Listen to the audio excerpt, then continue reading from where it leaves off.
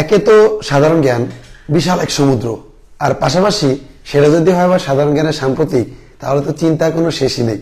প্রিয় শিক্ষার্থীরা, তোমরা যারা এইচএসসি 24 ব্যাচে ঠিক এই সময়ে এসে সকল বিষয় নিয়ে টেনশনে আছো, তার মধ্যে আরেকটি নতুন টেনশনের মাত্রা জুড়ে দিচ্ছে সাধারণ জ্ঞানের সাম্প্রতিক অংশ, এবং যেই সাম্প্রতিক অংশের কোনো ধরাবাঁধা সিলেবাস নেই, যা প্রতিনিয়ত কিন্তু আপডেটের উপরেই চলছে।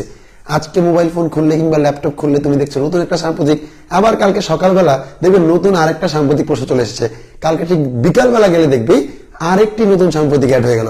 অর্থাৎ প্রতিনিয়ত যেই সিলেবাসটি বেড়ে চলছে, সেই সিলেবাস থেকে শিওর শর্ট লাইভ ক্লাস নিয়ে তোমাদের সামনে আসলাম। অর্থাৎ সাধারণ জ্ঞানের আজকের সাম্প্রতিকের ক্লাসটি তোমাদের জন্য এরকম একটি ক্লাস, যেই ক্লাসটি করলে তোমরা এবছরই গত যে দুইটি ভর্তি পরীক্ষা হয়ে গেল, অর্থাৎ বিইউপির ভর্তি পরীক্ষা এবং ঢাকা বিশ্ববিদ্যালয়ের জয়েন্টের ভর্তি পরীক্ষা, ঠিক তেমনি ঢাকা বিশ্ববিদ্যালয়ের বি ইউনিটের ভর্তি পরীক্ষায় ন্যূনতম আজকের ক্লাস থেকে তোমরা 4টি কোশ্চেন ইনশাআল্লাহ কমন পাবে। সো আজকের ক্লাসে সবাই যুক্ত হওয়ার আগে সবাইকে বলে দিব যে সবাই সবার বন্ধু বান্ধব সহ ক্লাসে যুক্ত হওয়ার জন্য মেনশন করো তোমার ফ্রেন্ডদেরকে, যেন তোমার সকল ফ্রেন্ড আজকে ক্লাসে চলে আসে। পাশাপাশি তোমরা লাইভটাকে শেয়ার দিয়ে রেখে দাও তোমার নিজের টাইম লাইনে, যেন অবশ্যই তুমি পরীক্ষার একদিন আগে হলেও এই লাইভটা একটু টেনে টেনে দেখে যেতে পারো, যেন ওই 4 নাম্বার তোমার ভর্তি পরীক্ষা কমন চলে আসে। ওকে, সো আমি একটু দেখার চেষ্টা করবো যে কারা কারা আজকে ক্লাসে যুক্ত হলে এবং কারা কারা লাইভটিকে শেয়ার করছো।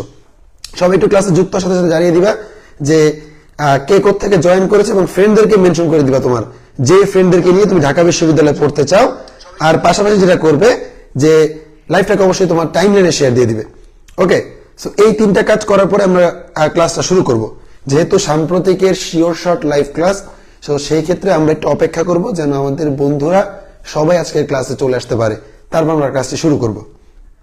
ওকে, তো আমি দেখতে পাচ্ছি ক্লাসে অলরেডি চলে এসেছে আমাদের রিফাত দিনাজপুর থেকে জয়েন করেছে। রিফাত হচ্ছে এসএসসি 20 ব্যাচ। ওকে, তার মানে এইচএসসি তুমি 23 সম্ভবত। ওকে, বাকিরা একটু জয়েন করে ফেলো এবং ফ্রেন্ডদেরকে একটু কষ্ট করে মেনশন করে দাও। আমরা সবাই মিলে আজকে ক্লাসটা করব। রামেশ আদাবাস্তুন ক্লাসে চলে এসেছে, ওয়ালাইকুম সালাম। সবাই সবার ফ্রেন্ডদেরকে মেনশন করে দাও। প্রথমে সবাই সবার ফ্রেন্ডদেরকে মেনশন করবে ভাইয়া, এবং লাইভটাকে তোমার টাইমলাইনে শেয়ার দিয়ে রাখবা। যেহেতু আজকের লাইভ থেকে আমি বলে দিলাম তোমরা ঢাকা বিশ্ববিদ্যালয়ের বি ইউনিটে 3 থেকে 4 নাম্বার কোশ্চেন অবশ্যই কমন পাবে। ওকে, সো একটু আমরা শুরু করবো, কিন্তু আমি একটু ওয়েট করছি আমার স্টুডেন্টদের জন্য সবাই চলে আসে ক্লাসে, তারপর আমরা শুরু করবো, কারণ গুরুত্বপূর্ণ জিনিস 1-2 জনকে নিয়ে পড়ে আসলে লাভ নাই। আচ্ছা, তারেক আহমেদ ওয়ালাইকুম সালাম ময়মনসিংহ থেকে জয়েন করেছে। স্বচ্ছ দাস জয়েন করেছে দিনাজপুর থেকে। নাবিলা আক্তার তার ফ্রেন্ডকে মেনশন দেওয়া শুরু করে দিয়েছে অলরেডি। তামান ইসলাম রাখিও ফ্রেন্ডদেরকে মেনশন দেওয়া শুরু করে দিয়েছে। জোস, সবাই সবার ফ্রেন্ডদেরকে মেনশন দাও ভাই, দেখি কার কার ফ্রেন্ড নাই, তাহলে কিন্তু আমি বুঝতে পারবো যে তোমার ফ্রেন্ডই নেই দুনিয়ার। ওকে, সবাই একটু মেনশন করে দাও, সবাই একটু ক্লাসটাকে শেয়ার দিয়ে দিবে, অবশ্যই শেয়ার দিয়ে টাইমলাইনে রেখে দাও। পরীক্ষার জাস্ট একদিন আগে যেন ক্লাসটা দেখে নিতে পারো, সেই জন্য ক্লাসটাকে অবশ্যই শেয়ার দিয়ে রেখে দাও। ওকে, তো আমরা ক্লাসে ঢুকবো, আমরা ক্লাস শুরু করব সাম্প্রতিক সাধারণ জ্ঞানের ক্লাস এবং শিওর শর্ট লাইভ ক্লাস আমরা শুরু করব। রোহানা জামান ক্লাসে চলে এসেছে, শিমলা দাসও ক্লাসে চলে এসেছে। এইচএসসি 25 ব্যাচে শিমলা। ওকে, শিমলা অনেক আগে থেকেই প্রস্তুতি নেওয়া শুরু করেছে, এবং যারা আগে থেকে প্রস্তুতি দেয় তারা অ্যাডমিশনে ভালো করে। ওকে, সো আমরা আলোচনা শুরু করছি। কৃষিলা মারমা চলে এসেছে ক্লাসে, ওয়ালাইকুম সালাম ভাইয়া। সবাই ফ্রেন্ডদেরকে একটু কষ্ট করে মেনশন করে দাও ভাইয়া। তোমরা তো জানাচ্ছ অবশ্যই কে কোথা থেকে জয়েন করছে, সেটা তো জানতেছি আমি, কিন্তু তোমার ফ্রেন্ডদেরকে একটু ক্লাসটা দেখার সুযোগ করে দাও, শেয়ার দিয়ে এবং মেনশন দিয়ে, যেন সবাই মিলে ক্লাসটা করতে পারি। ওকে, কারণ এত গুরুত্বপূর্ণ একটা ক্লাস 1-2 জন করলে তো হবে না। স্যার আমি ঢাকা থেকে জয়েন করেছি, অ্যাডমিশন ব্যাচ। সাবাস। রিয়া ইসলাম জয়েন করেছে, নাবিলা জয়েন করেছে, জেসি জয়েন করেছে, জানাতুল মামা তার ফ্রেন্ডকে মেনশন দিয়ে দিচ্ছে। সবাই স্বতঃস্ফূর্তভাবে ক্লাসে অংশগ্রহণ করছে। শাহ আলম তার ফ্রেন্ডকে মেনশন দিচ্ছে। রাজীব আহমেদ, ভালো আছি ভাই আমি, তুমিও তোমার ফ্রেন্ডদেরকে মেনশন দিয়ে দাও রাজীব, পিছিয়ে থেকো না। ওকে, সো আমরা আজকের ক্লাসে মূলত সেই বিষয়গুলো নিয়ে ক্লাস করব, মানে আজকের ক্লাসে আলোচনা করব যে বিষয়গুলো ঢাকা বিশ্ববিদ্যালয়ের বি ইউনিটের জন্য অত্যন্ত গুরুত্বপূর্ণ সাম্প্রতিকের ক্ষেত্রে। আচ্ছা, এখন তোমরা চলে আসো। তোমরা ইন্টারফেস দেখলেই সম্ভবত কিছু ছবি দেখতে পাচ্ছ, এই ছবিগুলো দেখলেই বোঝা যাচ্ছে যে কিছু একটা মানে আভাস পাওয়া যাচ্ছে যে এগুলা আজকের ক্লাসে আলোচনায় হবে। তো তো প্রথমে আমরা টপিকটা দেখে নেই, যেই টপিকটা সবচেয়ে গুরুত্বপূর্ণ টপিক এই বছরের জন্য ভর্তি পরীক্ষার জন্য এবং এবছর বিউপি বলো এবং ঢাকা বিশ্ববিদ্যালয়ের চয়নিট বলো, এখান থেকে কিন্তু প্রশ্ন এসেছে। তো সেই বিষয়টা কি? সেই বিষয়টা হচ্ছে বৈষম্য বিরোধী ছাত্র আন্দোলন 2024। অর্থাৎ বৈষম্য বিরোধী ছাত্র আন্দোলন থেকে যেমন বিউপির FASS FSSS মানে ইউনিটে কোশ্চেন এসেছে, তেমন ঠিক বৈষম্য বিরোধী ছাত্র আন্দোলন 2024 থেকে ঢাকা বিশ্ববিদ্যালয়ের চয়নিটে প্রশ্ন এসেছে। এবং তোমাদেরকে আমি বলে দিতে পারি, এইটুক শতভাগ নিশ্চিত থাকো তোমরা, ঢাকা বিশ্ববিদ্যালয়ের বি ইউনিটেও এই বৈষম্য বিরোধী ছাত্র আন্দোলন থেকে প্রশ্ন আসবে।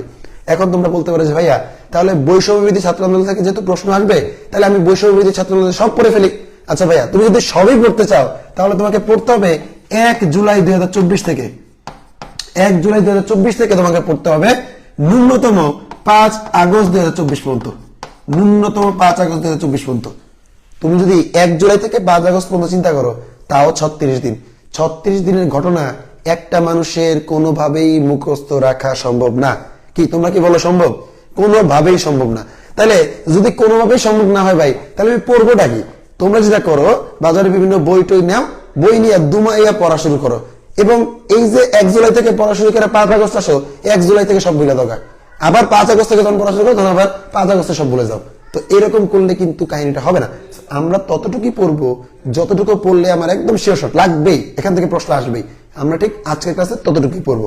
আচ্ছা, বৈষম্য বিরোধী ছাত্র আন্দোলন যদি আমরা পড়তে চাই, সেক্ষেত্রে আমাকে প্রথমে আলোচনায় আসতে হবে যে বৈষম্য বিরোধী ছাত্র আন্দোলনে কোন বিষয় থেকে প্রশ্ন আসবে। ওকে, সো বৈষম্য বিরোধী ছাত্র আন্দোলন যারা করছে, কারা করছে? আমরা করছি, তোমরা করছো, ঠিক না? সো তোমরা যারা বৈষম্য বিরোধী ছাত্র আন্দোলনের প্রথম ভূমিকায় ছিলে, মানে মূল ভূমিকা পালন করছো, তাদেরকে একটা কিওয়ার্ডে রাখা হয়।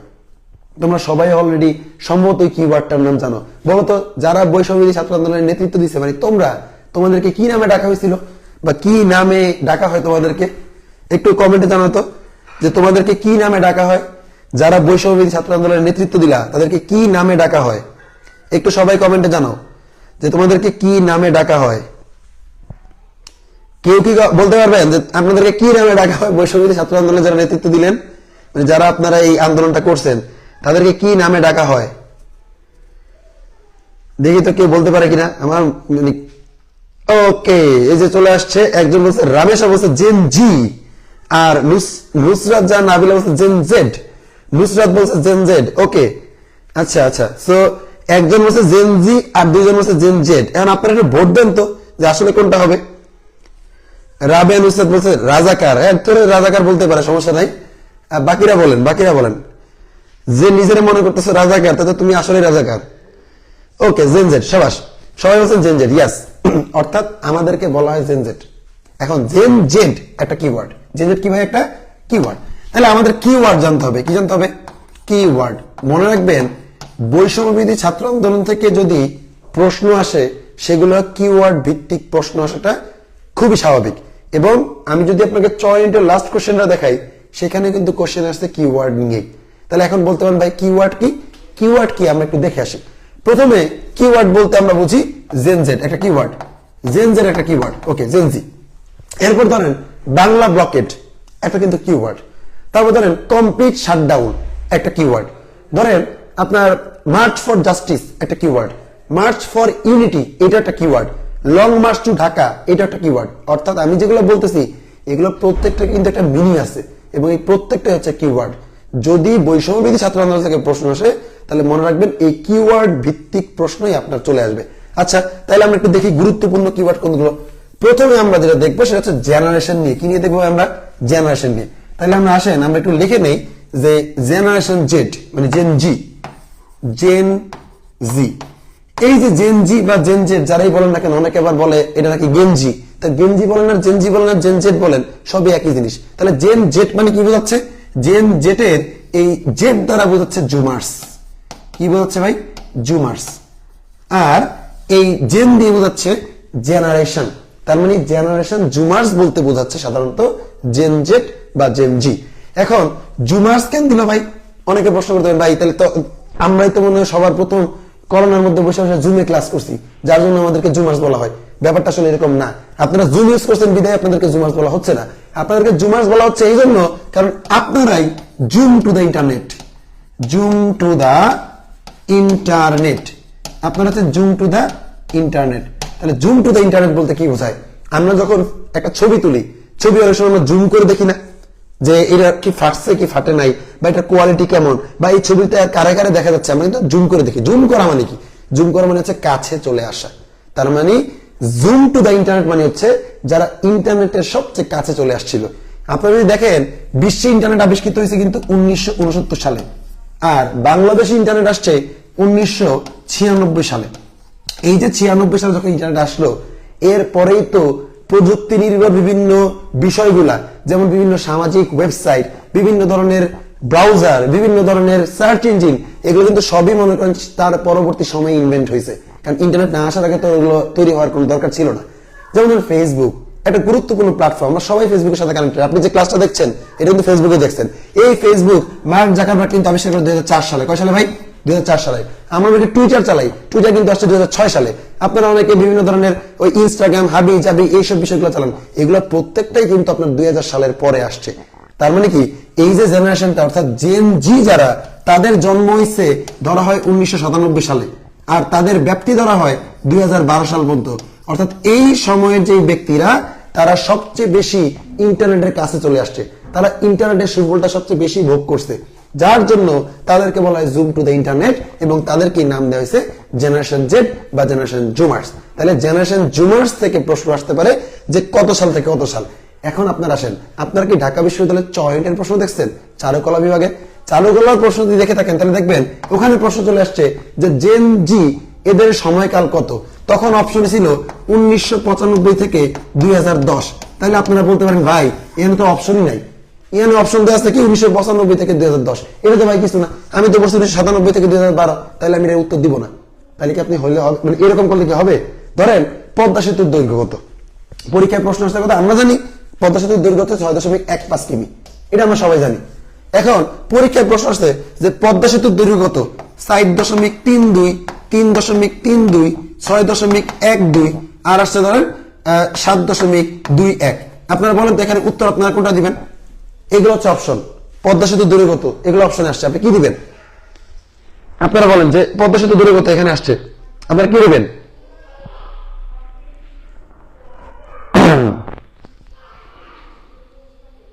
আপনারা একটু এটা একটু অ্যান্সার দেন। আপনারা একটু অ্যান্সার দেন সবাই। এইচএসসি 25-এ অনেকে আমাদের সাথে ক্লাস করতেছে, তোমাদের সবাইকে স্বাগত জানাচ্ছি।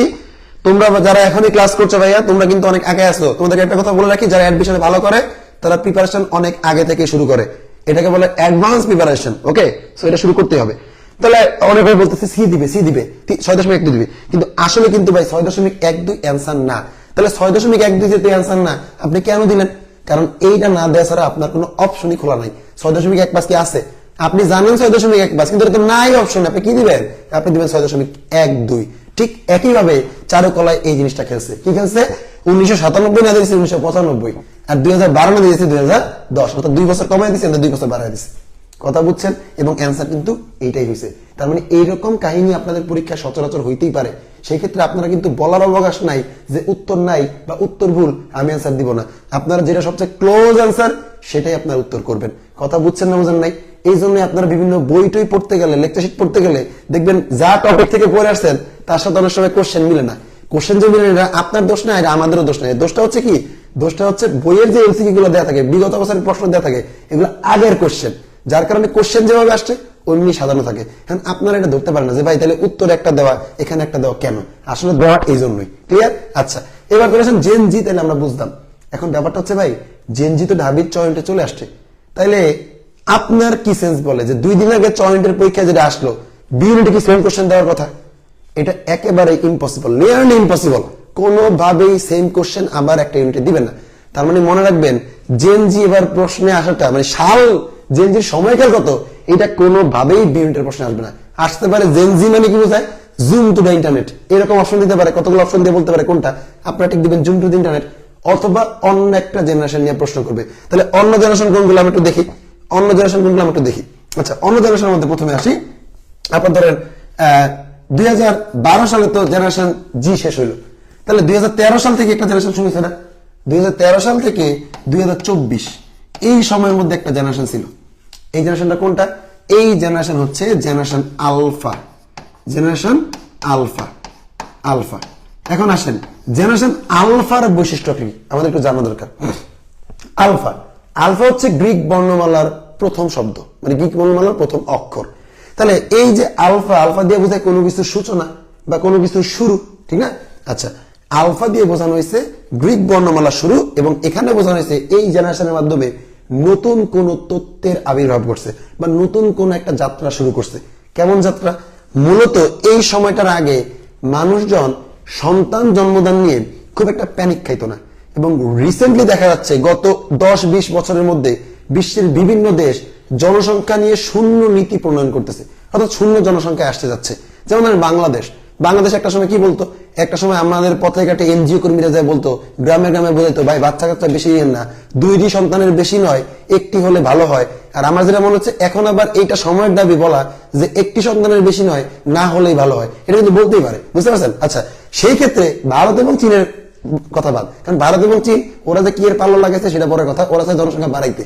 আর আমাদের দরকার জনসংখ্যা কমানো, কারণ জনসংখ্যা কমাইলে আমাদের বেকারত্ব কমে যাবে, জনসংখ্যা কমাইলে আমাদের মনে করেন যে মানে খাদ্যের চাহিদা কমে যাবে।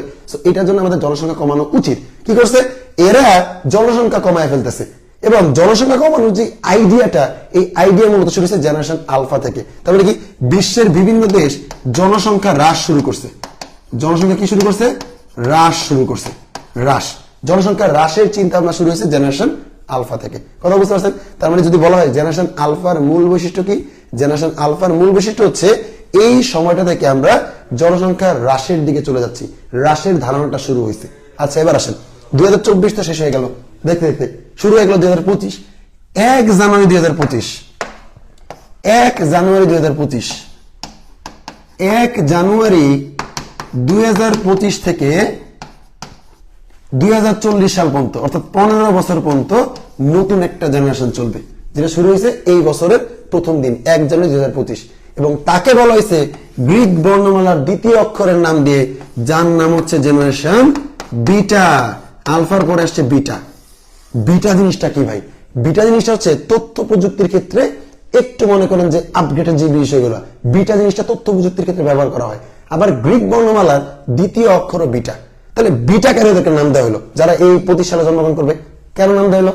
কারণ এরা হচ্ছে এআই চিহ্নিত করবে, এআই, আর্টিফিশিয়াল ইন্টেলিজেন্স পরিচিতি এদের বেশি থাকবে। আপনি চিন্তা করেন চ্যাট জিপিটি আপনি আমি দেখছি কবে, এই বুড়া বয়সে এসা, ঠিক না? অথচ যারা এখন জন্মগ্রহণ করবে ওরা তো মানে বাচ্চাকাল থেকেই ক্লাস নার্সারিতে যখন পড়বে, কেজিতে যখন পড়বে, প্যারাগ্রাফ লিখতে দিলে মানে চ্যাট জিপিটির মধ্যে উঠে ফেলবে। কারণ এখন সবাই চ্যাট জিপিটি আমরা চিনি। তার মানে এআই নির্ভর বা এআই পরিচিত জনসংখ্যা, এআই পরিচিত জেনারেশন হচ্ছে এখন যে জেনারেশনটা শুরু হচ্ছে, যাদের নাম হচ্ছে জেনারেশন বিটা, এবং বিটা চলবে 15 বছর 2040 সাল পর্যন্ত। এখন তাহলে আসেন ভাই, তাহলে প্রশ্ন কোত্থেকে আসবে?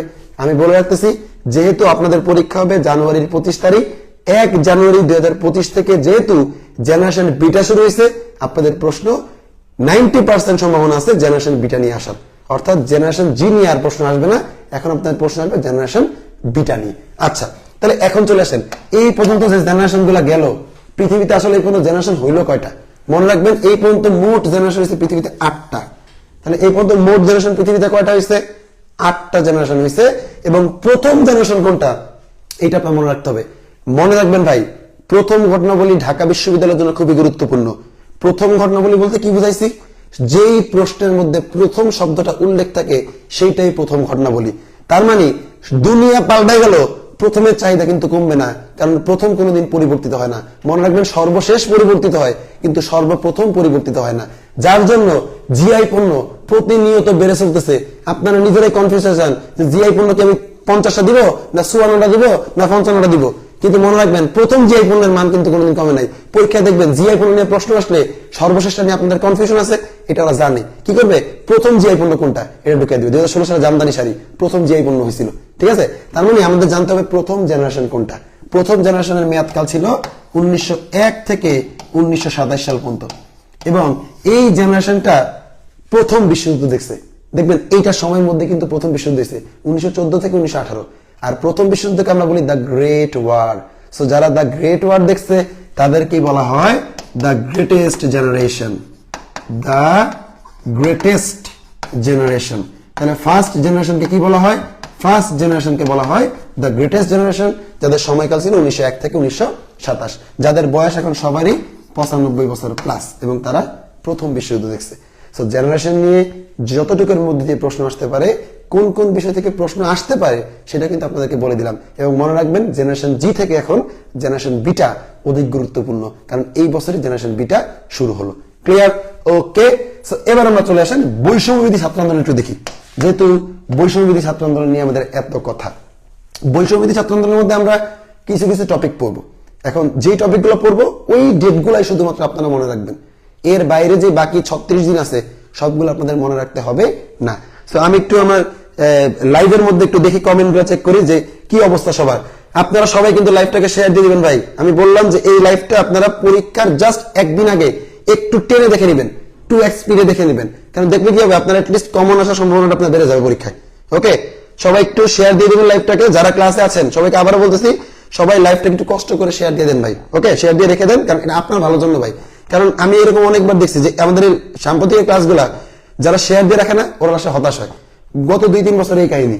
যার জন্য আপনি যদি এই হতাশার মধ্যে না পড়েন, আপনি শেয়ার দিয়ে রাখবেন, তাহলে আপনারই ভালো হবে এটা। ওকে, আর সবাই একটু ফ্রেন্ডদেরকে মেনশন দিয়ে দেন কষ্ট করে, যারা ক্লাসটাতে আসে নাই সবাইকে একটু মেনশন দেয়। এই যে কত সংখ্যা ডাকতেছে যে নাফু নাফি আয়, সাইরা সারা ডাকতেছে ওর ফ্রেন্ডকে। হ্যাঁ, সবাইকে ডাকেন, সবাইকে ডাকেন, বলুন আয় কুকু আয়, এমনি ডাকেন, বুঝছেন? আচ্ছা, তাহলে এবার চলে আসেন আমরা বৈষম্য বিরোধী ছাত্র আন্দোলন দেখবো।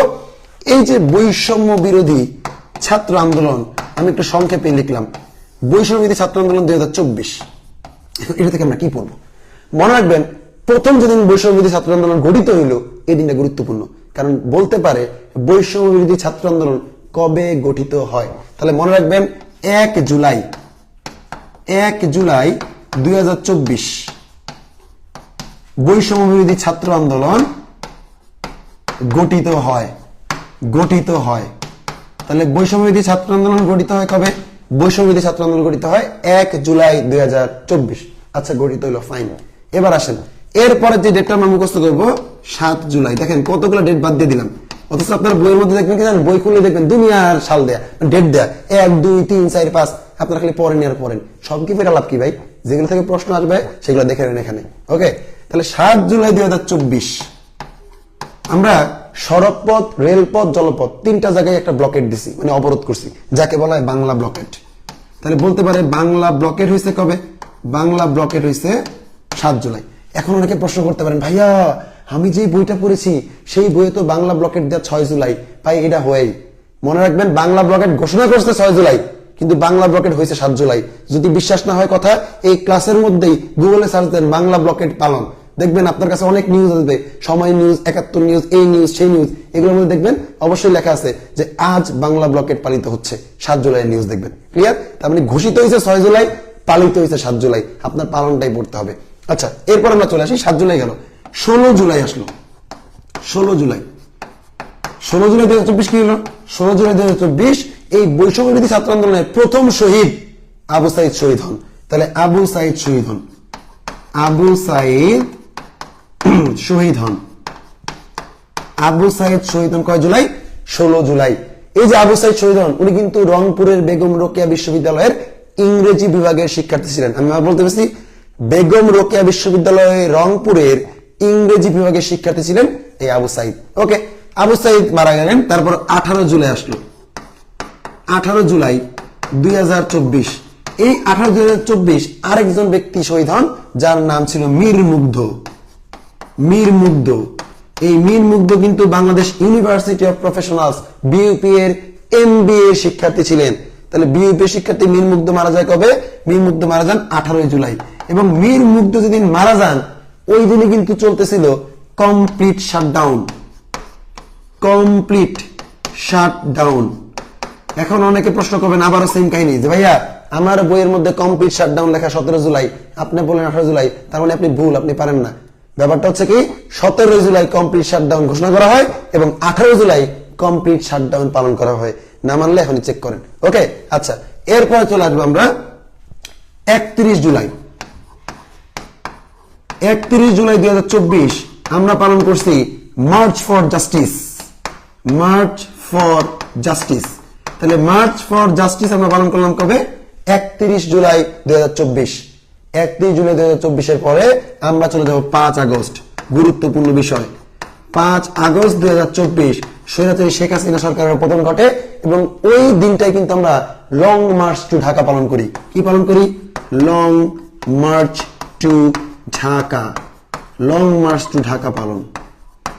দেখেন গুরুত্বপূর্ণ সব কিওয়ার্ড গুলো কিন্তু আপনাদের বলা হলো এবং প্রশ্ন এগুলো থেকে আসবে, এর বাইরে থেকে প্রশ্ন আসবে না। ক্লিয়ার? আচ্ছা, এবার চলে আসেন 5 আগস্টে কি শেষ হয়ে গেল? না, বৈষম্যবিরোধী ছাত্র আন্দোলন কিন্তু 5 আগস্টে শেষ হয়ে যায় নাই। মনে রাখবেন 10 সেপ্টেম্বর আরেকটা গুরুত্বপূর্ণ ঘটনা ঘটছে। 10 সেপ্টেম্বর 2024 প্রতিষ্ঠা হইল জুলাই শহীদ স্মৃতি ফাউন্ডেশন। তাহলে লেখেন জুলাই শহীদ স্মৃতি ফাউন্ডেশন, স্মৃতি ফাউন্ডেশন প্রতিষ্ঠা। তাহলে জুলাই শহীদ স্মৃতি ফাউন্ডেশন প্রতিষ্ঠা হয় কবে? জুলাই শহীদ স্মৃতি ফাউন্ডেশন প্রতিষ্ঠা হয় 10 সেপ্টেম্বর 2024। সর্বশেষ এই বছরের লাস্ট দিন, লাস্ট দিন কোনটা? লাস্ট দিন হচ্ছে 31 ডিসেম্বর 2024। 2024 পালন করা হয় কি বলেন তো? পালন করা হয় মার্চ ফর ইউনিটি। ওই যে শহীদ মিনার পালন করা হলো যে আপনারা জানেন, মার্চ ফর ইউনিটি। তাহলে মার্চ ফর ইউনিটি পালন করা হয়েছে কবে? 31 ডিসেম্বর 2024। এই হচ্ছে জুলাই অভ্যুত্থানের গুরুত্বপূর্ণ সব পয়েন্ট এবং গুরুত্বপূর্ণ সব কিওয়ার্ড, গুরুত্বপূর্ণ সব ডেট মনে রাখেন। এর বাইরে যারা পড়বেন তাদের আসলে কি পড়বেন কিছুই জানেন না, এগুলা পড়বেন আপনার পরীক্ষায় যদি প্রশ্ন আসে জুলাই অভ্যুত্থানের ডেট থেকে, এই কটা ডেটের বাইরে ইনশাআল্লাহ প্রশ্ন আসবে না। আচ্ছা, এবার চলে আসেন জুলাই অভ্যুত্থানকে 79তম জাতিসংঘের সাধারণ পরিষদের অধিবেশনে যায় আমাদের বাংলাদেশের বর্তমান প্রধান উপদেষ্টা ডক্টর মোহাম্মদ ইউনূস কিন্তু একটা নামে আখ্যায়িত করছে। কি নাম দিয়েছে আপনারা কি বলেন তো? কি জানেন যে ডক্টর ইউনূস কি নামে আখ্যায়িত করছে? ডক্টর ইউনূস কি নামে আখ্যায়িত করছে বলেন তো জুলাই অভ্যুত্থানকে? এই অনেকে বলে শেয়ার দিতে পারতেছে না, আপনি একটু কষ্ট করে শেয়ার দিয়ে দেন, ঠিক আছে? যারা শেয়ার দিতে পারতেছে না তারাও কষ্ট করে শেয়ার দিয়ে দেন, সমস্যা নাই। জুলাই অভ্যুত্থানকে কি নামে আখ্যায়িত করছে ডক্টর ইউনূস একটু বলেন। জুলাই অভ্যুত্থানকে কি বলে আখ্যায়িত করছে ডক্টর ইউনূস বলেন? জুলাই অভ্যুত্থানকে কি বলে ডক্টর ইউনূস আখ্যায়িত করছে? সবাই একটু কমেন্ট করেন ভাই। এত তো মানুষ ক্লাসে আসলেন, সবাই একটু কমেন্ট করলেই তো হয়ে যায় যে কি করে ছোট্ট করে রিক্যাপ প্লিজ। ওরে বাবারে বাবা, শ্রীমন্তী হাসানের সাথে রিক্যাপ করতে হয়। ওই ক্লাসটা পরে আসছিস কেন তুই? এই জন্য তুমি হচ্ছে পরে ক্লাসটা করে নিবা, ওকে? এখন যেটুকু আসলে একটু পরে হয়ে নি। রাইট, জুলাই অভ্যুত্থানকে ডক্টর ইউনূস জাতিসংঘের সাধারণ পরিষদে ঘোষণা করছে যে এইটা আমাদের মনসুন রেভুলেশন। এটা আমাদের কি ভাই? Monsoon revolution. তাহলে যদি প্রশ্ন করা হয় জুলাই অভ্যুত্থানকে ডক্টর ইউনূস কি নামে আখ্যায়িত করেন? মনসুন রেভুলেশন হিসেবে। মনসুন রেভুলেশন কারণ এটা হচ্ছে বর্ষাকালে, বুঝেন নাই? এই জন্য মনসুন রেভুলেশন। আর এটা আখ্যায়িত করছে কোন জায়গায়? যায় জাতিসংঘের সাধারণ পরিষদের অধিবেশনে। যে ক্লিয়ার? সো বৈষম্যবিরোধী ছাত্র আন্দোলন এবং জেনারেশন নিয়ে যতটুকু পড়লাম এর মধ্যে থেকে আপনার ইনশাল্লাহ 1 নম্বরের কোশ্চেন কমন পাবেন। ক্লিয়ার? ওকে, সো এরপর আমরা চলে যাচ্ছি আমাদের ভিটামিন জি কে আছে কিন্তু আপনাদের জন্য। মনে রাখবেন যে ভিটামিন জি কে বাংলাদেশের প্রথম সাম্প্রতিকের ইন্টারেক্টিভ পিডিএফ বুক, যেটা আপনি একটা কিনলে মানে 100 টাকা আমাদের বইটার দাম, এবং এই বইটা কিনলে কিন্তু আপনারা কি পাবেন? আপনারা হচ্ছে গিয়ে একজন টিচার মানে আমার সাথে 24/7 আপনারা কন্ট্যাক্ট করতে পারতেছেন। একটা গ্রুপে আমরা আছি, টেলিগ্রাম গ্রুপে, যেখানে আপনি চাইলে আমাকে হচ্ছে নক দিতে পারতেছেন। যে কোনো সমস্যা সাম্প্রতিক বাদেও আপনারা কিন্তু আমার সাথে শেয়ার করতে পারতেছেন। ওকে, সো আমি আপনাদের সবসময় মানে একটা প্রাইভেট ব্যাচের মতো আমি আপনাদেরকে সবসময় সার্ভিস দিয়ে যাবো। সো এই আনলিমিটেড সার্ভিস আর কি। আর সবচেয়ে বড় কথা হচ্ছে যে জিকে, সাম্প্রতিক জিকে যে শুধুমাত্র ঢাকা বিশ্ববিদ্যালয়ের জন্য লাগে ওটা কিন্তু এরকম না। কি ভাই লাগে? সাম্প্রতিক কিন্তু সবসময় লাগে এবং সকল ইউনিভার্সিটি। আপনারা কি অন্য পরীক্ষা দিবেন না? মনে রাখবেন যে সাম্প্রতিক যারা বাই করে এরা কিন্তু এখন শেষ, বন্ধ না? কিন্তু বন্ধ, কিন্তু আমরা কিন্তু সাম্প্রতিক চালাতে করতে বন্ধ, একদম আপনার লাস্ট পরীক্ষা বন্ধ। তো সাম্প্রতিক লাস্ট পর্যন্ত লাগবেই, এই জন্য অন্যান্য বই না কিনে আপনারা এখনই ভিটামিন জি বইটা কিনে নেন। আচ্ছা, বইটা যদি একটু দেখাই তোমাদেরকে, এখানে দেখো অলরেডি দেখতে পাচ্ছ কিনা আমি জানি না। আমরা যদি একটু ভিতরে স্ক্রল করি, আমার কাছে যদি এটা হার্ড কপিটা আছে, আমরা কিন্তু অলরেডি ইন্টারেক্টিভ ভার্সন, একদম ছবি দেখে দেখে তোমরা পড়তে পারবা, একদম সবকিছু ছবি দেখে দেখে, এবং যতটুকু তোমার দরকার অ্যাডমিশনের জন্য। তোমার কিন্তু সকল ইনফরমেশন দরকার না, এবং সকল ইনফরমেশন তুমি যখন পড়তে যাবা তোমার হাতে সময় নেই, তুমি গোলা ফেলবা। এবং এই মুহূর্তে রিভিশন দিতে দিতে অলরেডি স্টুডেন্টরা অলরেডি প্যারার মধ্যে আছে, কিভাবে শেষ করবো। সেই জায়গাটাতে এরকম একটা ইন্টারেক্টিভ বুক পেলে আই হোপ তোমাদের সকল ইম্পর্টেন্ট তথ্যগুলো কিন্তু তোমরা একই সাথে জেনে নিতে পারছো। মাত্র 100 টাকা দিয়ে আসলে বইটা নেওয়া যাচ্ছে। যদি এটা হার্ড কপি কিন্তু নেওয়া যাবে না, অনলাইনে তোমার যেহেতু এটার সাথে ক্লাস অ্যাটাচ করা আছে এবং টপিক ভিত্তিক ক্লাস, তোমরা এখন একটা ক্লাস দেখতে পাচ্ছ, সেম ভাবে টপিক ভিত্তিক ক্লাস চলতে থাকবে। আর এটা কিন্তু তোমরা সবগুলো টপিকের উপর ক্লাস পাবা। আর সবচেয়ে বড় কথা হচ্ছে 24/7 কন্টাক্ট করা যাবে যে কোনো কনফিউশন হলে টিচারের সাথে। সো এটা তো একটা প্রাইভেটের মধ্যেই তোমার তো এটাই বই কিনলে পাচ্ছ তো তুমি। এটা কিন্তু লাস্ট ভর্তি পরীক্ষা, তোমাদের সিনিয়র ব্যাচ যারা ছিল ওদের ভর্তি পরীক্ষা ছিল গত বছর, মানে এই বছরের শুরুতে ছিল, এই বছর না সরি অলরেডি যেহেতু 25 সাল হয়ে গেছে, 24-এর শুরুর দিকে যখন ছিল, পরীক্ষার দিন সকালবেলা পর্যন্ত, পরীক্ষা ছিল সকাল 10টায়, পরীক্ষা দিন সকাল 8টা পর্যন্ত এই বইটা কেনা রাইট। এই স্টুডেন্ট কিনছে। এবং গত 2 বছরের তথ্য খুবই ভালো। আমাদের প্রথম বছর যেবার আমরা ভিটামিন জি কে বের করেছিলাম, ওই বছরই ঢাকা বিশ্ববিদ্যালয়ের সাম্প্রতিক প্রশ্ন ছিল 12টা, 12টা থেকে 10টা কোশ্চেনই আমাদের কাছ থেকে কমন আসে। এবং গত বছর আমরা কম পাইছি, কয়টা কম পাইছি জানেন? 8টা কোশ্চেন আসছে, 6টা কোশ্চেন আমাদের কমন আসছে, তো 2টা কমছে। তো এটা কিছু করার নাই। আর এবং এবছর কিন্তু অনেক প্রশ্ন আসবে, হ্যাঁ। তো আমরা ওনার সামনে বসে আসবে। অনেকের প্রাইস কত ভাইরা? এটা প্রায় মাত্র 100 টাকা। 100 টাকা কিন্তু তোমরা অলরেডি কমেন্ট বক্সে লিংক দেওয়া আছে, ওই লিংক থেকে তোমরা লিংকটা ক্রোম থেকে ওপেন করবে। অনেকে ভুল করে সরাসরি ক্লিক করে, আর গুগল ক্রোম থেকে ওই লিংকটা ওপেন করে তুমি অ্যাকাউন্ট ক্রিয়েট করবা, সরাসরি পেমেন্ট করে দিবা অনলাইনে, বিকাশ, নগদ যে মাধ্যমই থাকুক না কেন, Okay. এন্ড সাথে সাথে তুমি বইটা পড়া শুরু করে দিতে পারবে এবং ক্লাস দেখতে পারবে। ঠিক আছে, okay thank you. Okay, thank you. So আমরা চলে আসছি, তাহলে আমরা চলে আসছি পরের টপিকে, ডক্টর ইউনুস এবং গ্রামীণ ব্যাংক। আর একটা গুরুত্বপূর্ণ টপিকে আমরা চলে আসলাম। এবং ডক্টর ইউনুস এবং গ্রামীণ ব্যাংক, সত্যি কথা বলতে আমরা যত বছর ধরে পড়াচ্ছি, ঠিক আছে, গত কয়েক বছর ধরে স্টুডেন্টরা এই গ্রামীণ ব্যাংক এবং ডক্টর ইউনুস আসলে বলতাম যে এগুলো লাগবে না, কারণ কি আওয়ামী লীগ সরকারের সাথে ডক্টর ইউনুস এবং গ্রামীণ ব্যাংকের সম্পর্ক তেমন একটা ভালো ছিল না, তো এটা আগে থেকে স্কিপ করতাম। কিন্তু এই বছর দেখেন এসে কি হলো, এই বছর আমরা গ্রামীণ ব্যাংক এবং ডক্টর ইউনুস জানি আমরা প্রশ্ন আসবে, তাহলে এখন কি প্রশ্ন আসবে ভাই? ডক্টর ইউনুস যখন বাংলাদেশের প্রধান উপদেষ্টা হয়েছিল, আপনারা অনেকে এই কথাটা শুনছেন, হাস্যসাধ্যকর যাই হোক, কথাটা কিন্তু সিরিয়াস। ডক্টর ইউনুসের সিভি মানে 36 পৃষ্ঠা। তো এখন আপনি যদি 36 পৃষ্ঠা মুখস্থ করতে যান, এটা কি আপনার পরীক্ষায় প্রশ্ন আসবে? তাহলে পরীক্ষায় প্রশ্ন আসবে কোন কোন জায়গা থেকে, সেই বিষয়গুলো যদি আমরা ধরতে পারি, তাহলে আমাদের জন্য কিন্তু ব্যাপারটা সহজ হয়ে যাবে। আজকের ক্লাসে আমরা সেগুলোই ধরিয়ে দিব যে কতটুকু আপনি ডক্টর ইউনুস থেকে পড়বেন, কতটুকু গ্রামীণ ব্যাংক থেকে পড়বেন। ওকে, সো গ্রামীণ ব্যাংক, এই গ্রামীণ ব্যাংক কিন্তু প্রথম যে কাজটা শুরু করছে সেটা হচ্ছে ক্ষুদ্র ঋণের কাজ। ক্ষুদ্র ঋণ বা মাইক্রো ক্রেডিট বলে যে বিষয়টা আছে, মাইক্রো ক্রেডিট, এই ক্ষুদ্র ঋণ বা মাইক্রো ক্রেডিট বিষয়টা শুরু করছে কে ভাই? গ্রামীণ ব্যাংক শুরু করছে। এবং এই বিষয়টার উদ্ভাবকই কিন্তু ডক্টর ইউনুস। আচ্ছা, এবার আসেন, ক্ষুদ্র ঋণ বা মাইক্রো ক্রেডিট যে শুরু করলো ডক্টর ইউনুস, এটা আবার কেমনে শুরু করছে? এইটা শুরু করছে আবার বিনা জামানতে দিবে। এখন বলতে পারেন ভাই বিনা জামানত জিনিসটা কি? বিনা জামানত হচ্ছে ভূমিহীন যেসব কৃষকেরা আছে, যাদের কোনো টাকা পয়সা নাই, বাড়ি গাড়ি নাই, ঘরমন নাই, তারা কি ঋণ নিবে না? এখন তারা ঋণ নিলে কি অন্য কোনো ব্যাংক থেকে নিতে পারবে? অন্য কোনো ব্যাংক তাদেরকে ঋণ দিবে না। তাহলে ডক্টর ইউনুস কি করলো? ডক্টর ইউনুস বিনা জামানতে ঋণ দিয়ে দিল। কিন্তু এখানে একটা শর্ত আছে, শর্ত হচ্ছে তুমি যদি ঋণ নিয়ে পরে ফালায় যাও, তাহলে তোমার টাকা দিবে কে? এই জন্য ডক্টর ইউনুস যেটা করলো বা গ্রামীণ ব্যাংক যেটা করলো, প্রথম দলগত ঋণ শুরু করলো। অর্থাৎ ঋণ নিবেন ফাইন, 5 জন মিলে আসেন, 5 জন একসাথে আমরা ঋণ দিব। যদি একজন ফালায় যায় বা টাল্টো পাল্টো করে, তাহলে বাকি যে 6 জন আছে, এই 6 জন আপনার ঋণ পরিশোধ করে দিতে হবে। তো এই দলগতভাবে প্রথম গ্রামীণ ব্যাংক কি করে? ক্ষুদ্র ঋণ বা মাইক্রো ক্রেডিট শুরু করে। এবং এই কাজটা করার জন্য গ্রামীণ ব্যাংক এবং ডক্টর ইউনুস দুইজন কিন্তু যৌথভাবে 2006 সালে নোবেল শান্তি পুরস্কার পাইছে। কি পাইছে তারা? নোবেল শান্তি পুরস্কার। এখন আসেন, আপনারা বলতে পারেন হায় হায় ভাই, এত সহজ কোশ্চেন, নোবেল শান্তি কবে পাইছে ডক্টর ইউনুস? কিসের জন্য পাইছে? ক্ষুদ্র ঋণের জন্য। বা ক্ষুদ্র ঋণ কারা প্রথম চালু করছে? গ্রামীণ ব্যাংক, ডক্টর ইউনুস। এগুলো তো আমরা সবাই জানি, এগুলো তো পানি ভাত।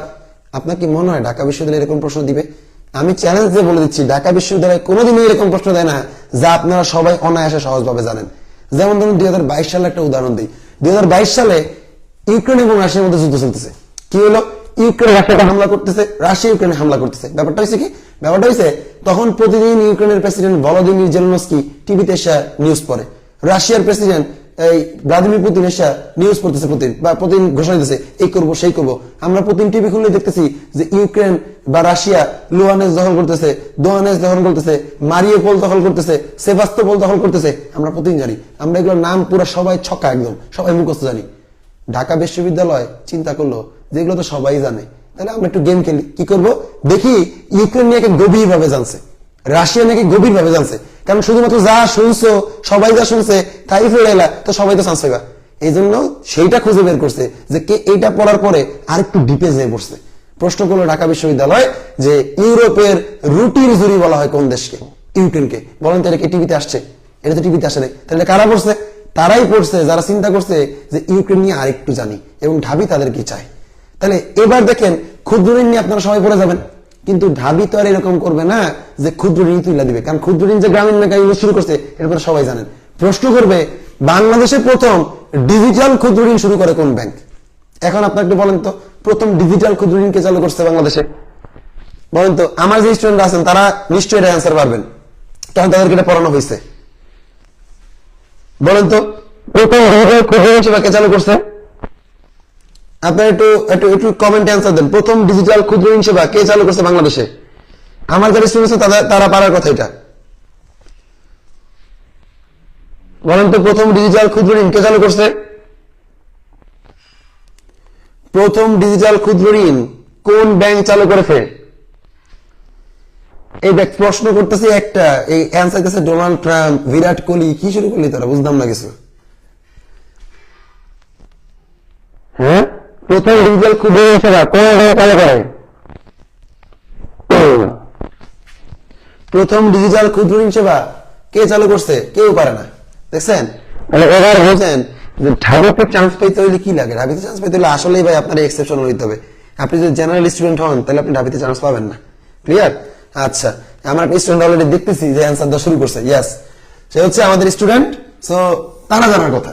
মনে রাখবেন, প্রথম ক্ষুদ্র ঋণ চালু করে গ্রামীণ ব্যাংক, কিন্তু প্রথম ডিজিটাল ক্ষুদ্র ঋণ চালু করছে সিটি ব্যাংক। সিটি ব্যাংক প্রথম 2021 সালে ডিজিটাল ক্ষুদ্র ঋণ ব্যাপারটা চালু করে। এখন ডিজিটাল ক্ষুদ্র ঋণ ব্যাপারটা কি ভাই? ডিজিটাল ক্ষুদ্র ঋণ হচ্ছে আমরা মোবাইল ইমার্জেন্সি ব্যালেন্স দিতাম না, যে গ্রামীণের ব্যালেন্স শেষ হয়ে গেছে, 20 টাকা 30 টাকা ইমার্জেন্সি ব্যালেন্স দিছি, হেরে দিয়ে কথা কয়া সিম জিরো করার লেগে বন্ধ করে দিছি। আমার তো মনে হচ্ছে 30 টাকা আমি লাভ করছি। তো এইরকম ফোন দিয়ে আপনি ছোট ছোট ঋণ নিতে পারবেন, 5,000 10,000 20,000, কিন্তু তখন আপনি ফোন বন্ধ করতে পারবেন না। এই যে ডিজিটালি যে ঋণটা নেওয়া যায়, এই ঋণ প্রথম চালু করে সিটি ব্যাংক, আর প্রথম ক্ষুদ্র ঋণ চালু করছে কে? গ্রামীণ ব্যাংক। আচ্ছা, এবার চলে আসেন, গ্রামীণ ব্যাংক তো ঋণ চালু করলো, এখন ব্যাপারটা হচ্ছে গ্রামীণ ব্যাংক প্রথম প্রতিষ্ঠিত হইল কবে? এটা নিয়ে প্রশ্ন আসে। মনে রাখবেন, গ্রামীণ ব্যাংকের দুইটা প্রতিষ্ঠাকাল, একটা হচ্ছে প্রাথমিক প্রতিষ্ঠা। প্রাথমিকভাবে গ্রামীণ ব্যাংক প্রতিষ্ঠিত হয়, গ্রামীণ ব্যাংক প্রাথমিকভাবে প্রতিষ্ঠিত হয় 1976 সালে। আর মনে রাখবেন, গ্রামীণ ব্যাংক আনুষ্ঠানিকভাবে প্রতিষ্ঠিত হয় 1983 সালে।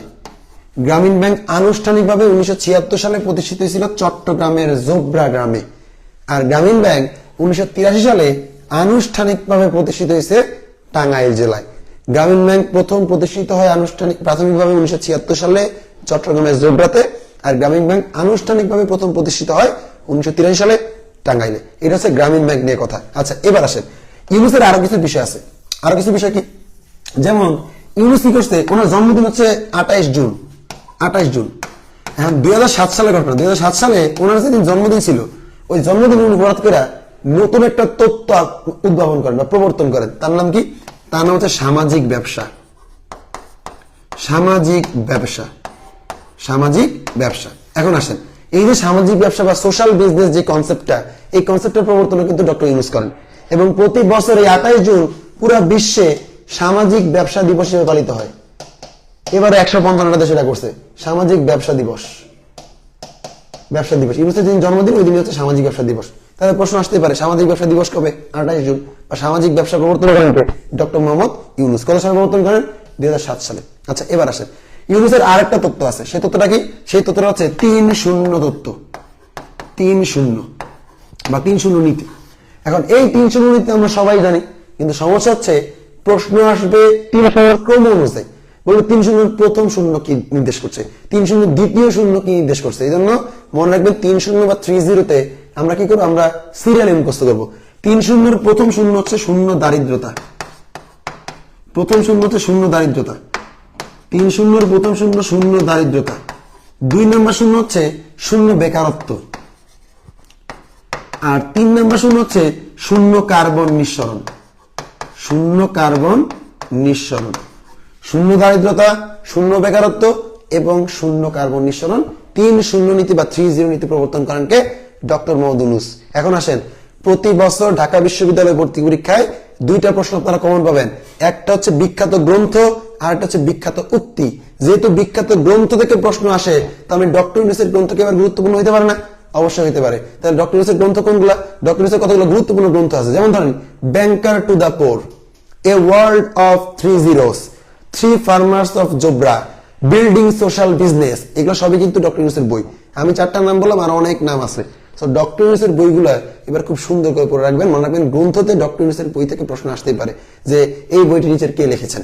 আর এবার মনে রাখবেন প্রশ্নের অপশনে যদি ডক্টর ইউনুস এবং গ্রামীণ ব্যাংক থাকে অবশ্যই অপশন গ্রামীণ ব্যাংক এবং ডক্টর ইউনুসই হবে। মানে আমি আবার বলতেছি, যদি কোনো প্রশ্নের উত্তরে ডক্টর ইউনুস বা গ্রামীণ ব্যাংক থাকে সেই ক্ষেত্রে ডক্টর ইউনুস এবং গ্রামীণ ব্যাংক কি হবে, রাইট অ্যান্সার। ওকে, আচ্ছা, তো এরপরের প্রশ্নে আমরা চলে আসি, দেখি এরপরে কি টপিক আছে। ৭৯তম ইউএনজিএ সম্মেলন, ৭৯তম ইউএনজিএ সম্মেলন। আচ্ছা, আপনারা কি ক্লাসে আছেন? সবাই সবাই একটু আবার হাই হ্যালো দেন তো যে ভাই ক্লাসে আছি। যারা যারা ক্লাস করতেছেন একটু সারা দেন, সারা দেন, নাহলে তো বুঝতেছি না আপনাদের সাথে অনেকক্ষণ হচ্ছে কি কথা হয় নাই। এই যারা যারা ক্লাসে আছেন সবাই একটু হাই দেন, আবার দেখি কারা কারা ক্লাসে আছেন। অনেক ক্লাস অন করে দিয়ে ঘুমায়, বুঝছেন? ওকে ওকে, তারা এখন তো বলছে হ্যালো, করছে বাকি ভাই দিচ্ছে ওই সেকশন আছে,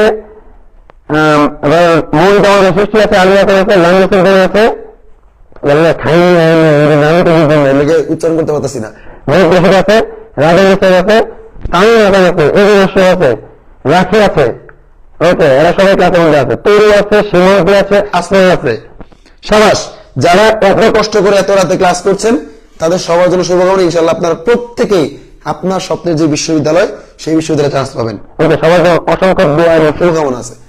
ওকে, চলে আসেন ৭৯তম ইউএনজিএ সম্মেলন। ইউএনজিএ মানে কি ভাই? ইউএনজিএ মানে হচ্ছে United Nations general assembly. United Nations general assembly অর্থাৎ জাতিসংঘের সাধারণ পরিষদের অধিবেশন। মনে রাখবেন, জাতিসংঘের সাধারণ পরিষদের অধিবেশনে কিন্তু জাতিসংঘের সাধারণ পরিষদের সদস্য যারা সবাই যুক্ত হয়। জাতিসংঘের সাধারণ পরিষদের সদস্য হচ্ছে জাতিসংঘের প্রত্যেকটা সদস্য, অর্থাৎ বর্তমানে জাতিসংঘের সাধারণ পরিষদের সদস্য হচ্ছে ১৯৩ জনই, কারণ জাতিসংঘের সদস্য ১৯৩টা।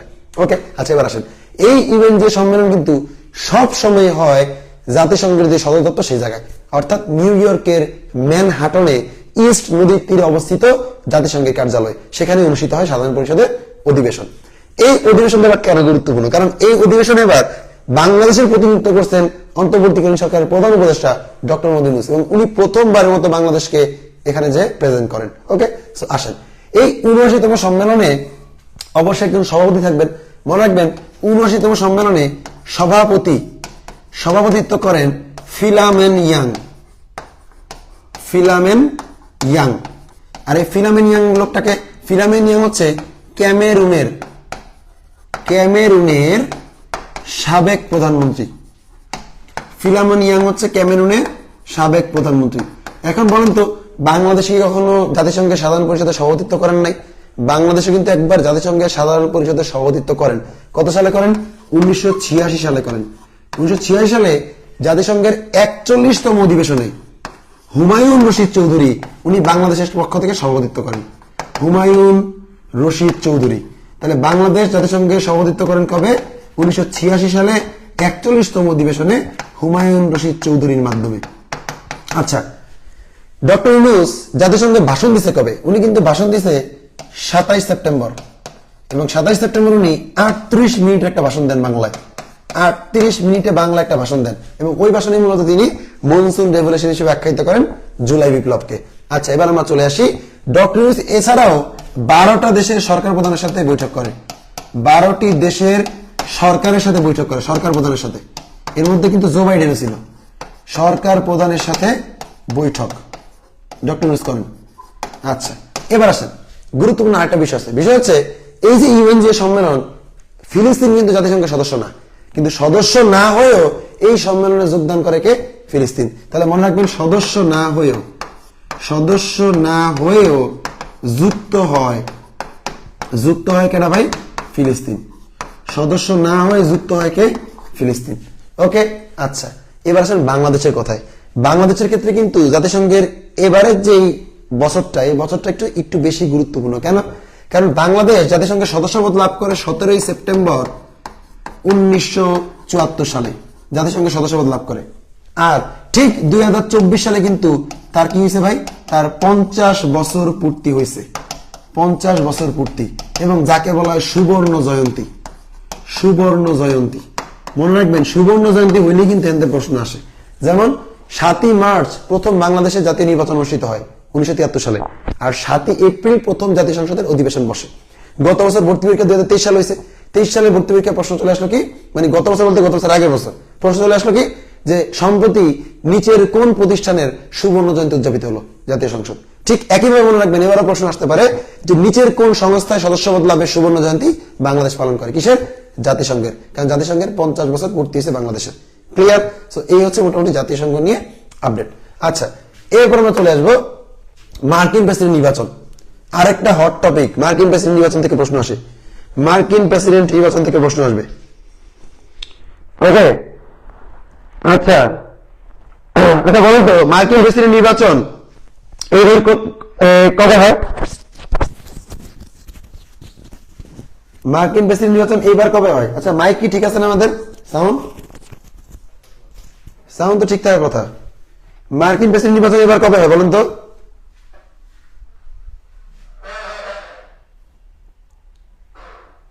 মার্কিন প্রেসিডেন্ট নির্বাচন এবার কবে হয়? মার্কিন প্রেসিডেন্ট নির্বাচন ওকে 5 নভেম্বর বলতেছে অনেকে। 5 নভেম্বর নির্বাচন হয় মার্কিন প্রেসিডেন্ট নির্বাচন এবার। Okay, very good very good very good. আচ্ছা, তাহলে এবার চলে আসেন, মার্কিন প্রেসিডেন্ট নির্বাচন আমাদের জন্য গুরুত্বপূর্ণ কেন? এই নির্বাচনটা হয় সাধারণত 4 বছর পর পর, 4 বছর পর পর, এবং মার্কিন প্রেসিডেন্টের মেয়াদকালও কিন্তু 4 বছর। যার জন্য যেইবার নির্বাচনটা হয় ওই বছর ঢাবিতে প্রশ্ন চলে আসে মার্কিন নির্বাচন থেকে। যত বছর নির্বাচন হয়েছে প্রত্যেক বছরই বা ওই বছরের পরের বছর মার্কিন প্রেসিডেন্ট নির্বাচন থেকে একটা প্রশ্ন ঢাবিতে আসে, কারণ 4 বছর পরে পরে ঘটনা, তার মানে এই বছরের প্রশ্ন আসবে। মনে রাখবেন, মার্কিন প্রেসিডেন্ট নির্বাচন হয় যে বছর নির্বাচনটা হয় ওই বছরের নভেম্বর মাসের প্রথম সোমবারের পরের দিন, অর্থাৎ মঙ্গলবার। তার মানে প্রথম মঙ্গলবার নভেম্বর মাসের এই নির্বাচন অনুষ্ঠিত হয়। সেই ক্ষেত্রে যদি প্রশ্নের উত্তরে দেখেন যে প্রথম নভেম্বর মাসের প্রথম সোমবারের পরের দিন, তাহলে কিন্তু হতাশার কিছু নাই, কারণ প্রথম সোমবারের পরের দিনই হচ্ছে মঙ্গলবার। তাহলে মঙ্গলবার থাকলে অ্যান্সার দিন, সোমবারের পরের দিন থাকলে ওইটাই অ্যান্সার দিন। ক্লিয়ার? এইবার এই প্রথম মঙ্গলবারটা পড়ছে 5 নভেম্বর, তাই 5 নভেম্বর 2024 এবার নির্বাচনটা হয়েছে। ওকে, আচ্ছা, এবার দুজন প্রার্থী লড়ছে, একজন হচ্ছে ডেমোক্রেট, ইনি হচ্ছেন রিপাবলিকান, ডোনাল্ড ট্রাম্প লড়ছে রিপাবলিকান থেকে, যার প্রতীক ছিল হাতি, আর গাদা নিয়ে ডেমোক্রেট থেকে লড়ছেন কমলা হ্যারিস। আচ্ছা, এদের রেজাল্ট একটু দেখি। এদের রেজাল্ট হচ্ছে কমলা হ্যারিস পেয়েছে 226টা ইসি ভোট, মানে ইলেকট্রাল কলেজ ভোট, আর ডোনাল্ড ট্রাম্প পাইছে 312টা ইলেকট্রাল কলেজ ভোট, 312টা ইসি। ওকে, তার মানে 312 আর 226 মিলালে আমরা বুঝতে পারতেছি যে মোট ইসি কয়টা। তাহলে মোট যুক্তরাষ্ট্রের ইসি বা ইলেকট্রাল কলেজ হচ্ছে 538টা। ডোনাল্ড ট্রাম্প বেশি পাইছে, তাই ডোনাল্ড ট্রাম্প আগামী 20 জানুয়ারি শপথ গ্রহণ করবে। 20 জানুয়ারি 2025 শপথ গ্রহণ করবে, শপথ গ্রহণ করবে। উনি হচ্ছেন 45তম এবং 47তম মার্কিন প্রেসিডেন্ট। ডোনাল্ড ট্রাম্প 45তম এবং 47তম মার্কিন প্রেসিডেন্ট। ওকে, আচ্ছা, এবার আসেন, উনি 45তম 47তম হয়েছে কারণ উনি 2বার নির্বাচিত হয়েছে। বারাক ওবামা কিন্তু 2বারই নির্বাচিত হয়েছে, কিন্তু তার একটা সংখ্যা ডাকা হয় 44তম। কেন ডাকা হয়? কারণ বারাক ওবামা টানা 2বার নির্বাচিত হয়েছে, যার জন্য ওনারা ক্রম বাড়ে নাই, উনি 44তম। আর ট্রাম্প প্রথমে 45তম একবার হইল 2016 সালে, এরপর 2020-এ জো বাইডেন আসছে 46তম হিসেবে, এরপর আবার 2024-এ ট্রাম্প আসছে 47তম হিসেবে। ক্লিয়ার? তার মানে মার্কিন প্রেসিডেন্ট নির্বাচন টানা হইলে এদেরকে 2বার কাউন্ট করা হয় না, একবারই কাউন্ট করা হয়। যার জন্য এই বছর নির্বাচন হয়েছে 60তম নির্বাচন, কিন্তু প্রেসিডেন্ট নির্বাচিত হয়েছে 47তম।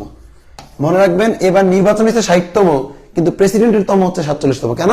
কারণ ওই যে অনেকজনই পরপর টানা 2বার হয়েছে, যাদের কাউন্ট বাড়ে নাই, যার জন্য 60তম নির্বাচন হইলো, প্রেসিডেন্টের ক্রম হচ্ছে 47তম। আচ্ছা, এবার আসেন, মার্কিন প্রেসিডেন্ট নির্বাচন একটা গুরুত্বপূর্ণ বিষয় হচ্ছে winner takes all. Winner takes all নীতি। উইনার টেক্স অল নীতি কেমন?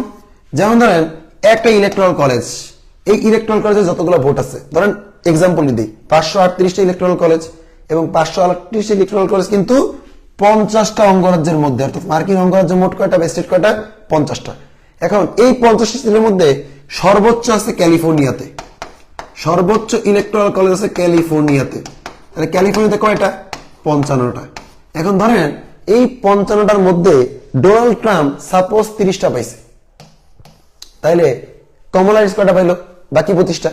কিন্তু সমস্যা হচ্ছে উইনার টেক্স অল নীতির মাধ্যমে যেই স্টেটে ইলেকট্রাল কলেজ বেশি জিততে ফেললো, ওই স্টেটের যত ইলেকট্রাল কলেজ আছে সব তার পক্ষে চলে যাবে। তার মানে এখানে 25টা কমলা হ্যারিস পাইলেও ওই 25টাও চলে যাবে ডোনাল্ড ট্রাম্পের পক্ষে। শুধুমাত্র এই কারণেই পপুলার ভোট বা জনসংখ্যার ভোট বা ইলেকট্রাল কলেজের তাল মেতাল দেখা আপনি কখনোই মার্কিন প্রেসিডেন্ট নির্বাচন কে হবে সেটা নির্ধারণ করতে পারবেন না। একমাত্র চূড়ান্ত ফলাফল দেওয়ার পরে আপনি বুঝতে পারবেন যে কে জিতছে। এই জন্য মার্কিন প্রেসিডেন্ট নির্বাচনের চূড়ান্ত ফলাফল দেওয়ার আগে আপনি যতই গেস করেন কাজ হবে না। কথা বুঝতে পারছেন? আচ্ছা, এবার আসেন, ট্রাম্প যেহেতু নির্বাচিত হয়ে গেল, ট্রাম্পের ক্ষেত্রে কিছু বিষয় মনে রাখতে হবে। মনে রাখবেন, ট্রাম্প বর্তমানে সবচেয়ে বয়স্ক মার্কিন প্রেসিডেন্ট মার্কিন ইতিহাসে। আর ট্রাম্পের স্ত্রী কিন্তু আছে, যাকে বলা হবে এখন মার্কিন ফার্স্ট লেডি, যার নাম হচ্ছে মেলোনিয়া ট্রাম্প। আর মনে রাখবেন, ট্রাম্পের যিনি ভাইস প্রেসিডেন্ট তার নাম হচ্ছে জে.ডি. ভান্স। আর জে.ডি. ভান্স যেহেতু ভাইস প্রেসিডেন্টকে বলা হয় রানিং মেট। তাহলে বর্তমানে ট্রাম্পের রানিং মেট হচ্ছে জে.ডি. ভান্স। ট্রাম্পের একটা সুন্দর নীতি আছে। ট্রাম্পের নীতিটা হচ্ছে আমেরিকা ফার্স্ট। তাহলে আমেরিকা ফার্স্ট কার নীতি? আমেরিকা ফার্স্ট হচ্ছে ডোনাল্ড ট্রাম্পের নীতি। আর যদি বলা হয় ট্রাম্পের নির্বাচনী স্লোগান কি? ট্রাম্পের নির্বাচনী স্লোগান হচ্ছে মেক আমেরিকা গ্রেট অ্যাগেন। মজার ব্যাপার হচ্ছে, ট্রাম্প এর আগে যখন নির্বাচনে দাঁড়ালো 2016 সালে, তখন হঠাৎ করেই হিলারির সাথে দাঁড়াইছে। ট্রাম্প কিন্তু দুইবারই মেয়েদের সাথে দাঁড়াইছে, হিলারির সাথে দাঁড়াইছে, মানে পরে মধ্যবেলা আবার দাঁড়াইছে হচ্ছে জো বাইডেনের সাথে। কিন্তু আগের পরের যে দুইবার জিতছে ওই দুইবারই কিন্তু কার সাথে হয়েছে? মহিলাদের সাথে। প্রথমবার হিলারি ক্লিনটন, এবার কমলা হ্যারিস। আচ্ছা, প্রথমত যখন 2016-তে দাঁড়ালো ট্রাম্প, সেবার ট্রাম্পকে নিয়ে একটা আন্দোলন শুরু হয়। কি আন্দোলন? একজন মার্কিন নারী তারকা, মানে নীল জগতের তারকা, ট্রাম্পকে নিয়ে একটা পোস্ট দেয়, ট্রাম্প নাকি তার সাথে কি অনেক কি কাজ করছে। এই জিনিসটা শেয়ার হয়ে যায়, হাজার হাজার শেয়ার হয়ে যায়, এবং আরো হাজার হাজার মার্কিন তরুণী ট্রাম্পকে নিয়ে পোস্ট দেওয়া শুরু করে, ট্রাম্প নাকি তাদের সাথে এই কাজ করছে। এবং তারা প্রত্যেকে হ্যাশট্যাগ ইউজ করে, হ্যাশট্যাগ মিটু। কারণ হ্যাশট্যাগ ইউজ করলে কি হয়? হ্যাশট্যাগ ইউজ করলে এই জিনিসটা ছড়ায় বেশি বা পাওয়া যায় খুঁজে। হ্যাশট্যাগ মিটু নামে একটা আন্দোলনই হয়ে গেল, এটাকে হ্যাশট্যাগ মিটু আন্দোলন। এখন আপনি বলতে পারেন যে ভাইয়া কি বলেন না বলেন, এগুলো থেকে কি প্রশ্ন আসে নাকি? মনে রাখবেন 2016 সালে কাজটা হয়েছে, 2017 সালে ঢাকা বিশ্ববিদ্যালয়ে প্রশ্ন করছে হ্যাশট্যাগ মিটু কি বিষয়ক আন্দোলন। হ্যাশট্যাগ মিটু আন্দোলনটা হচ্ছে যৌন নিপীড়ন বিরোধী একটা আন্দোলন, যেটা হয়েছিল 2016 সালে মার্কিন যুক্তরাষ্ট্রে এবং হয় ডোনাল্ড ট্রাম্পের বিরুদ্ধে। ঠিক একইভাবে এবারও ট্রাম্প জিতলো, এবার নতুন একটা আন্দোলন শুরু হয়েছে যার নাম হচ্ছে 4B আন্দোলন। 4B।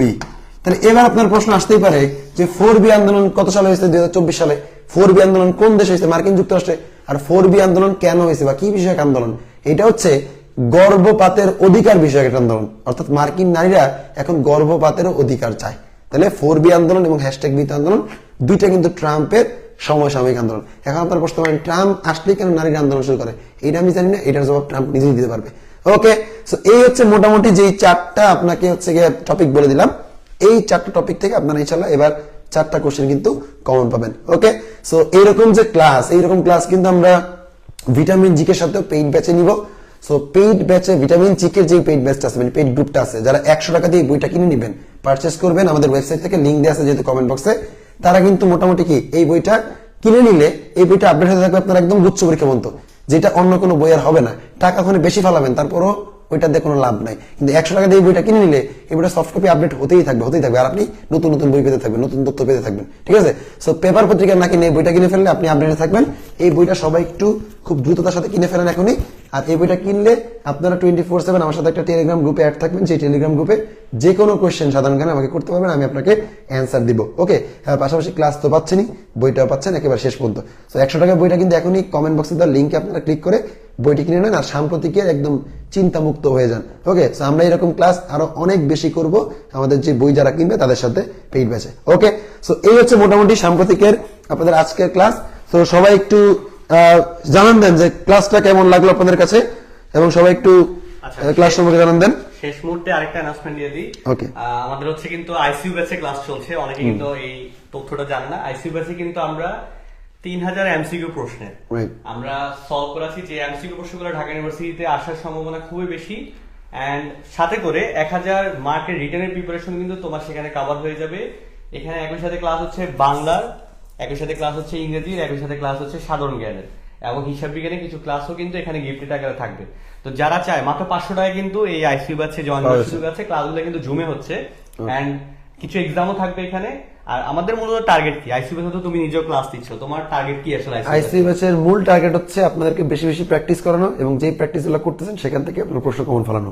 ওকে, সো আমরা সেই অনুযায়ী প্রশ্ন প্র্যাকটিস করতেছি। তাহলে তোমার শেষ মুহূর্তে তুমি যদি চাও যে একটা ভালো প্রিপারেশন নিতে, তাহলে অবশ্যই সাম্প্রতিক পার্ট 2 কভার করার জন্য ভিটামিন জি কে বইটা নিয়ে নিবা। এন্ড পাশাপাশি তুমি যদি চাও যে শেষ মুহূর্তে তোমার একটা রিভিশন হয়ে যাক, তাহলে অবশ্যই আইসিইউ ব্যাচে কিন্তু ভর্তি হয়ে যাবা। যদি ভর্তি হতে চাও পেজে মেসেজ দাও, আমরা আছি, ইনশাআল্লাহ তোমার মেসেজে রিপ্লাই দিয়ে দিব।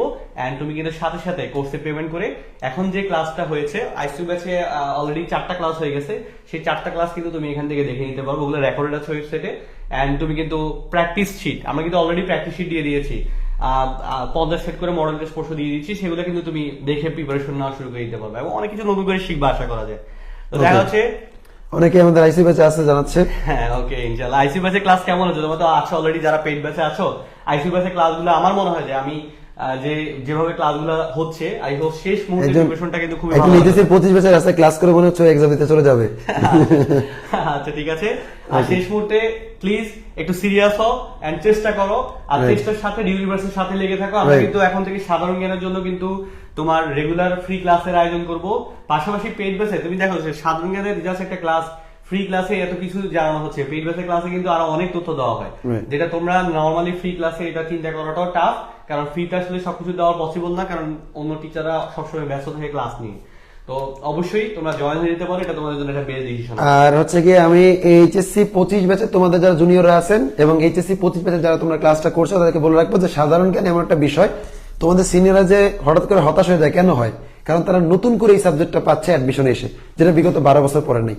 2025 ব্যাচে যারা আছো তারা যদি আগে থেকে সাধারণ জ্ঞানের রিস্ক ফ্রি হতে চাও, আমরা খুব কম মূল্যে তোমাদের জন্য একটা আনলিমিটেড জিকে কোর্স রেখেছি। আমার পক্ষ থেকে, আমার ডিউডি মার্সের পক্ষ থেকে কোর্সটা দেওয়া আছে।